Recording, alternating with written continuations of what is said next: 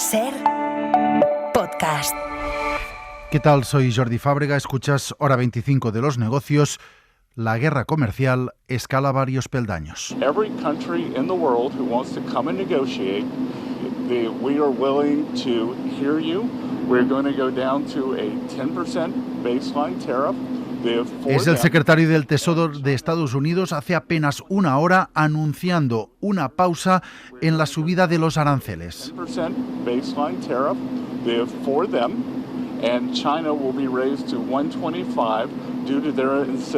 La subida de aranceles que ha entrado en vigor esta pasada mañana ha durado apenas 14 horas. La Casa Blanca rectifica y lo que hace es establecer un arancel global del 10% para las importaciones de todos los países, salvo para China. La respuesta china no está gustando a la Casa Blanca, que quiere penalizar aún más la venta de productos chinos, aplicando un arancel del 125% a los productos que hagan el viaje desde China hasta Estados Unidos. El precio de estos productos más que se duplicará con la entrada en vigor de manera inmediata, según ha anunciado la administración Trump, de este arancel del 125%. Esto es lo último de un día bastante confuso en el que empezábamos anunciando que entrábamos en una nueva escalada de la guerra comercial con la entrada en vigor de lo que Donald Trump llamó los aranceles recíprocos, algo que, según el ministro de Economía, Carlos Cuerpo, convertía al mundo en el que vivimos en un mundo más injusto. Este cambio de rumbo en la política comercial de Estados Unidos conlleva un coste, y que ese coste será especialmente acusado para ellos, para la economía americana, pero va a afectar a todos, y con particular dureza a los países más vulnerables. Estamos, por lo tanto, hoy, con respecto a donde estábamos la semana pasada, en un mundo más fragmentado, más empobrecido y menos seguro. Esta es la realidad.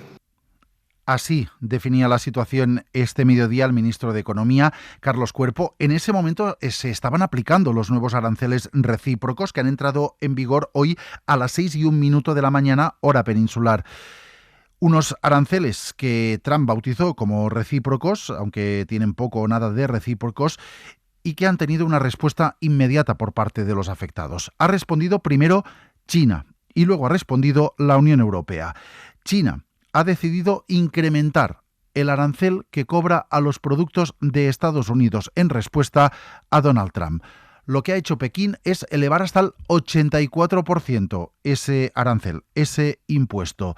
Con este argumento.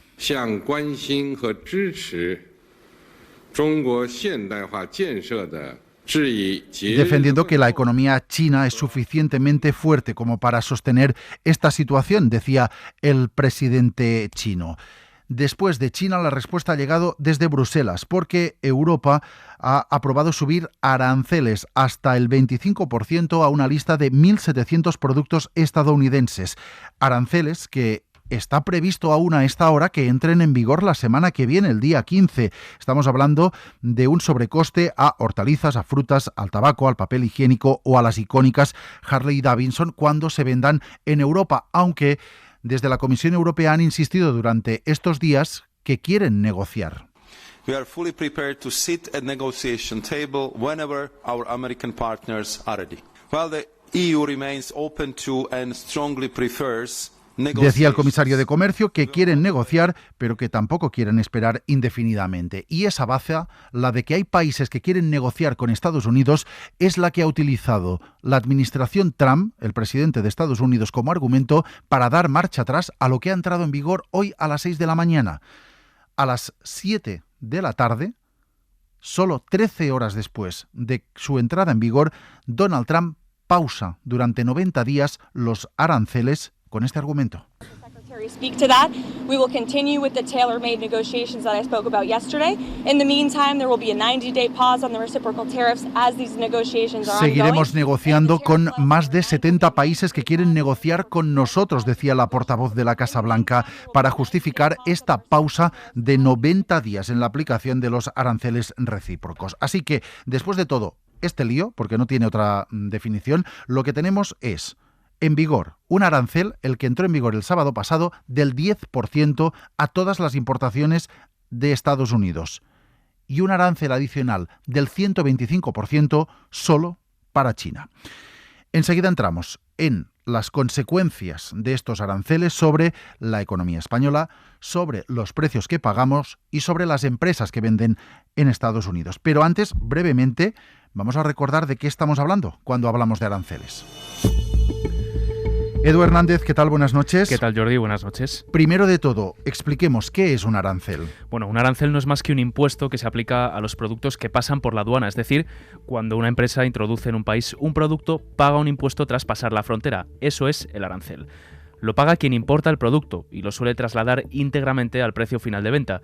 Así que quien termina pagando ese sobrecoste es el consumidor. ¿Y qué sentido tiene? ¿Para qué sirven los aranceles? Pues sirve para aumentar los ingresos fiscales de un gobierno y también permite proteger a las industrias locales porque encarece los productos de fuera y los hace menos competitivos. Los aranceles pueden ser también un instrumento para influir en las relaciones comerciales entre países. Si se impone un arancel a los productos del país A y no a los productos del país B, lo que se consigue es potenciar la compra de productos de un país frente a otro. Hablamos mucho estos días de lo que está aplicando Estados Unidos, pero ¿hay más países con aranceles? Bueno, esta ha sido una práctica históricamente común, como dices, entre los países, pero normalmente han sido aranceles específicos a determinados productos y no unos niveles tan altos como los que está aplicando Estados Unidos. Además, el avance de la globalización ha impulsado la creación de áreas de libre comercio entre los países en las que no existen los aranceles, por lo que en los últimos años lo habitual era eliminar aranceles y no imponerlos. ¿Y España cobra aranceles? En nuestro caso sí tenemos aranceles, pero los decide la Comisión Europea. Los países de la Unión tenemos también un mismo criterio aduanero, así que, como decimos, es Bruselas quien decide el nivel de aranceles para todos los países miembros. En España, la agencia tributaria es la encargada de recaudar el arancel cuando los productos llegan a las aduanas. El año pasado ingresó 2.628 millones de euros en aranceles. El 75% de esa cuantía se envía a la Comisión Europea, mientras que el 25% restante, 657 millones, pasan a engordar las arcas de Hacienda. Edu Hernández, gracias. Hasta luego.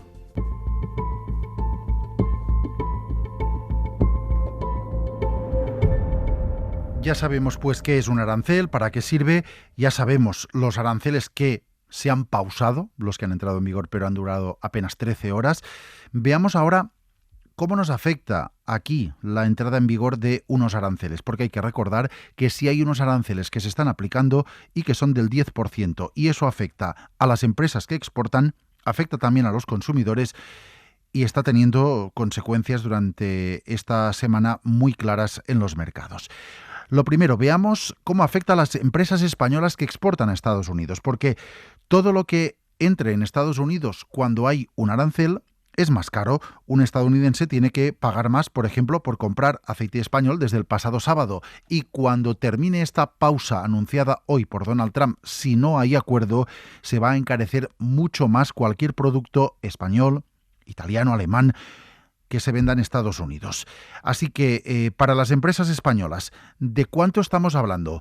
Adela Molina, buenas noches. ¿Qué tal, Jordi? Buenas noches. Porque es verdad que Estados Unidos no es nuestro principal mercado exportador, pero sí exportamos productos allí. Sí, España exporta a Estados Unidos productos por valor de 18.000 millones de euros. Ese es el dato de 2024, que representan un 5% de todas las exportaciones españolas. Lo que más vendemos es maquinaria mecánica y eléctrica, motores de gasolina, turbinas de gas, turborreactores, generadores eólicos. En 2024, las exportaciones de este tipo de máquinas al mercado estadounidense superaron los 4.000 millones de euros.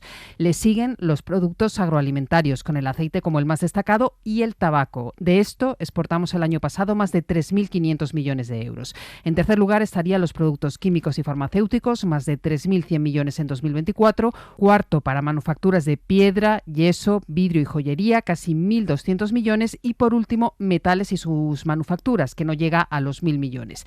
Los aranceles que hoy entran en vigor no van a afectar, eso sí, a todos estos productos por igual. Los van a sufrir especialmente la maquinaria, que podría haber reducido sus ventas más de un 22%, y, llegado el caso, los productos farmacéuticos un 13%. Todo esto son datos y estimaciones realizadas por la Cámara de Comercio de España, que también calcula que el impacto negativo de los aranceles de Trump en la economía española será de unas 2 décimas del PIB. Y el director del Servicio de Estudios precisamente de Cámaras es Raúl Mínguez. ¿Qué tal? Buenas noches. Hola, muy buenas noches. Decíamos, Estados Unidos no es nuestro mayor socio comercial, pero es evidente que las exportaciones españolas se resentirán cuando tengan que venderse estos productos en Estados Unidos. Claro, sin duda. La imposición de aranceles lo que supone es encarecer los precios de los productos que se importan por parte de Estados Unidos, ya sean hogares o ya sean industrias. Ante un encarecimiento de los precios, pues la experiencia, la teoría económica nos enseña que lo natural es una reducción en el consumo, una reducción en la demanda de esos productos, que dependerá de la capacidad que tenga el consumidor norteamericano de sustituir ese producto. Entonces, bueno, el impacto puede ser diferente, como estabais diciendo, en función del tipo de producto, pero el efecto inmediato sería una reducción en el consumo, una reducción en la demanda de esas exportaciones españolas de estos productos al mercado norteamericano. ¿Les consta si, dado que los aranceles han entrado en vigor hoy, pero llevan anunciados una semana y llevan amenazando con estos aranceles un par de meses, ha habido más exportaciones a Estados Unidos durante las últimas semanas para intentar esquivar esta subida de aranceles? Bueno, las estadísticas todavía no permiten registrarlo tampoco con certeza, pero sí que en algunos productos se han evidenciado algunos incrementos respecto a lo que se había producido en los primeros meses de los ejercicios anteriores, tanto desde el punto de vista exportador como importador. Es decir, que aquellas empresas que han tenido posibilidades, no todas pueden, ¿no? Pero aquellas empresas que han tenido posibilidades, pues han aumentado sus ventas al mercado norteamericano para tener una suerte de almacenamiento estratégico en Estados Unidos, anticipándose de este modo al incremento de los aranceles. En algunos productos, como digo, sí que se ha producido para algunas empresas que han tenido esas opciones, pues por los acuerdos comerciales que tengan con los importadores, por su capacidad de almacenamiento en ese mercado, a pesar de los costes que se puede haber entrañado. Y a partir de ahora, las empresas exportadoras españolas que se vean afectadas por esta subida de aranceles y a las que se les cierre o se les reduzca el mercado de Estados Unidos, ¿tienen otros mercados alternativos para seguir vendiendo lo mismo o la misma cantidad, pero en otras geografías? Evidentemente, en estas circunstancias, la diversificación es una de las políticas a aplicar por parte de las empresas. Estados Unidos concentra en comercio global alrededor del 14% de los flujos comerciales. Es decir, que el 86% restante está en manos, protagonizado por otros bloques, otros países, y por lo tanto son países que no han preconizado esta política proteccionista hacia el resto del mundo. Ahí es donde hay esas oportunidades. El resto de los intercambios, el 86% restante del globo en términos comerciales, es donde la empresa española tendrá que poner el foco y tendrá que buscar esas oportunidades. Es una cuestión difícil, pero la empresa española pues ha dado cuenta desde la crisis financiera del 2008 y años posteriores, muestra de su capacidad competitiva y de sus bases, ¿no?, para permanecer de modo estable en otros mercados y expandirse, como hemos visto, y bueno, confiamos en que de no revertirse la situación se pueda seguir esta tónica a pesar de esas dificultades, que se pueda producir de modo transitorio, esperemos. Pues Raúl Mínguez, director del Servicio de Estudios de Cámara de España, gracias por estar en Hora 25 de los Negocios. Un placer, muy buenas noches, gracias a vosotros.